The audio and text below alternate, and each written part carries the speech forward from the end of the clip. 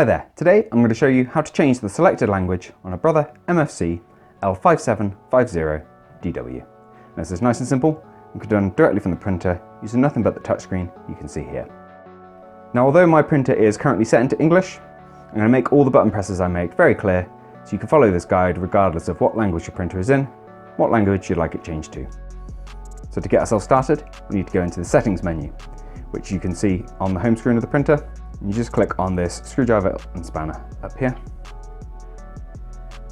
And then from here, we need to go into all settings, which is on the bottom right hand side here with the same symbol.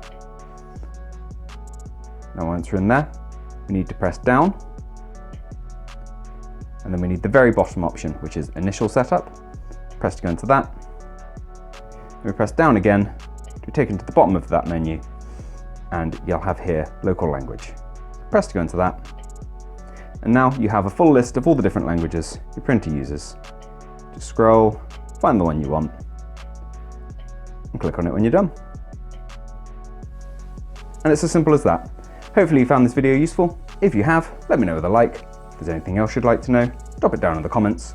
Otherwise, thank you for taking the time to watch this one, and I'll see you in the next one.